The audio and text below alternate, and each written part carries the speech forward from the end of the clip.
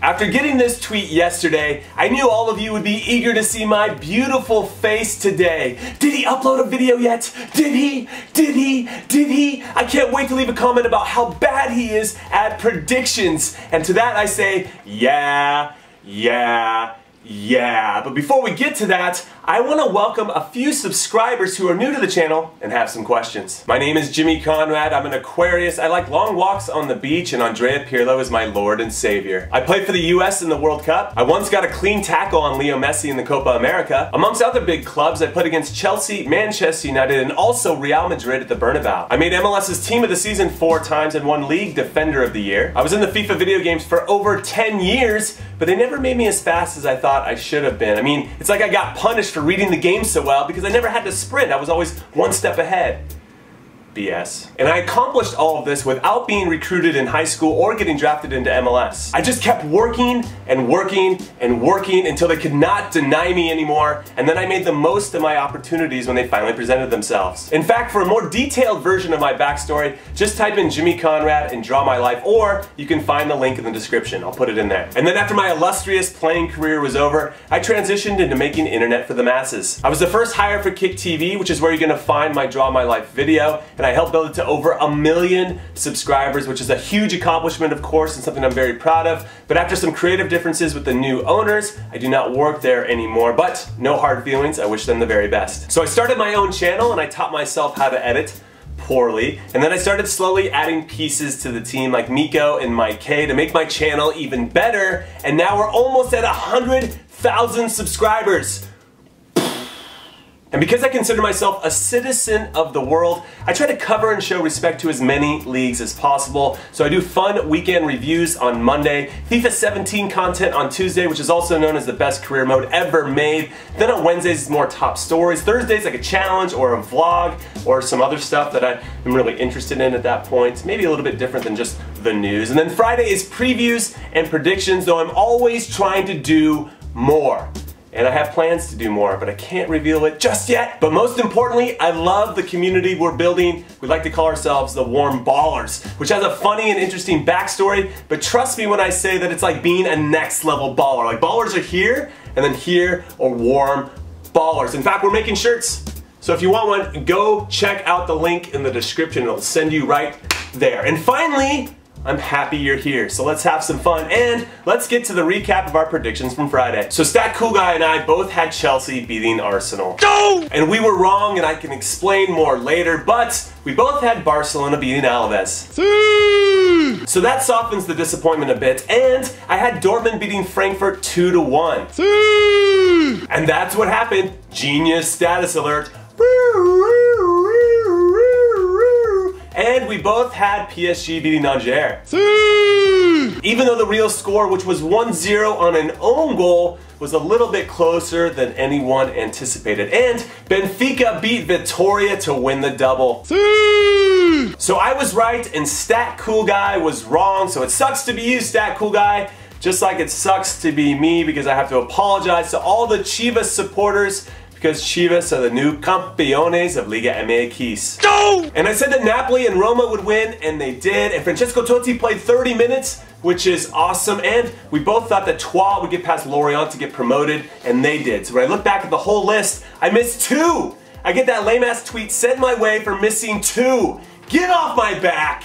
Anyway, here is my countdown for the top 10 stories from this weekend. At number 10, it's Manchester City, who are already making moves in the transfer market. Less than 2 weeks after the season ended, remember that we're still in May, City manager Pep Guardiola has wasted no time in strengthening his side, and I love the move because he's beating everyone to players and he's not waiting until the last minute. After dropping 6 of their senior players from their senior team so far, Pep has already added the highly coveted playmaker for one of Europe's highest scoring teams this past season, Monaco's Bernardo Silva, who's only 22, so he has so much more room to grow, and he's on the verge of signing one of the best young goalkeepers in the whole entire world, Benfica's Ederson, who's only 23. And with 27-year-old Kyle Walker and 22-year-old Benjamin Mendy, both right back and left back respectively, on the target list, it's pretty clear that you can't be old and play for City anymore. And now at number 9, Crotone have pulled off the miracle. At the beginning of April, the little Serie A club were 8 points away from safety, and then in their next 9 games, they won 6, drew 2, and lost 1, including a 3-1 win on the last day of the season over Lazio, while Palermo gave them a helping hand by beating Empoli, which is the team they were competing with for that last spot, and they stayed up, and it's unbelievable! And up next at number 8, it's Marco Reus. Hours after helping Borussia Dortmund win their first trophy in 5 years, a 2-1 result over Eintracht Frankfurt in the DFB Pokal final, it was revealed that their captain Marco Reus, who was substituted at halftime, has partially torn ligaments in his knee and could miss about 4 to 6 months, which sucks for him. But I don't know if it sucks as much for Borussia Dortmund because it could scare teams away from coming to buy him in the summer. And now at number 7, it's Bastian Schweinsteiger. Since his arrival to Chicago, coupled with the additions of savvy MLS veterans Dax McCarty and Juninho, and the signing of Legia Warsaw striker Nemanja Nikolic, who leads the league in scoring, the Fire have been on fire. In Schweinsteiger's 10 games, they've won 6, drawn 2, and lost 2, and are only second to the red-hot Toronto FC in the Eastern Conference, and I think in large part that's due to his expectations. Schweinsteiger has played in the biggest of games and won every trophy imaginable, so he's going to expect his teammates to play at a certain level, and they have, and it's very cool to see. And at number 6, it's the one and only mighty Celtic, who won the treble. 47 games, 3 trophies, and no losses. Now say what you want about the current standard of Scottish football, which I think we can all agree is not as high as it once was, but that should take nothing away from an incredible season by Brendan Rodgers and his men. Also, it would be cool to see them play in the Premier League one day. But that's a conversation for another time. And at number 5, it's PSG manager Unai Emery. Because an own goal in injury time that won PSG the coup de France 1-0 over Angers probably saved him from getting fired. And now the highly respected tactician who once won the Europa League 3 seasons in a row with Sevilla is continuing to get that respect from PSG, as they recently announced that he will be coming back next season. But how do the players feel? This summer transfer window should show us a lot. And at number 4, it's the real Pope, Francesco Totti. For as much grief as I have given Roma manager Luciano Spalletti, I want to commend him now for giving Totti significant minutes in his last ever match with the game still in the balance. It was 1-1 and it ended up being a Roma win 3-2, which secured them a place in the Champions League group stages, and it gave the club their highest point total ever in a season. Also, I want to congratulate Totti on a great career. Not too many players, maybe only a couple players on one hand can say they played with the same club for 24 years and played as well as he did for so long.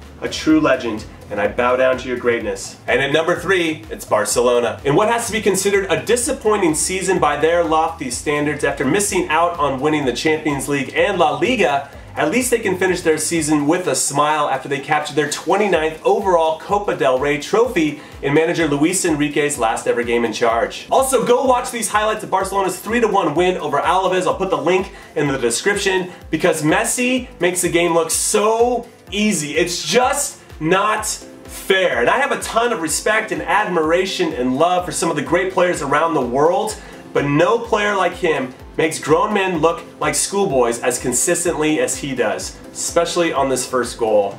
You need to go watch. And at number 2, it's Chivas Guadalajara. Dios mío, good hombres! With Chivas' incredible 2-1 win in front of their home fans over the heavily favored Tigres in Leg 2 of the Liga MX final, the Goats have won their 12th title overall and their first since 2006, which matches them with Club America as Mexico's most successful club in history. But, and I have to add a but here, because despite Chivas deserving to win this over 2 legs, mainly because they wanted it more than Tigres, there was a penalty that should have been called in injury time for Tigres, and it wasn't, and it prompted a Tigres player to say right after the game that the referee didn't have the balls to make that call. So I'll put the link in the description so you guys can decide for yourself. And finally at number 1, it's Arsenal. Despite Alexis Sanchez's clear handball that helped set up the Gunners' first goal, and don't come at me about this, you guys know that it should have been called. There was only one team that deserved to win this game, and they were wearing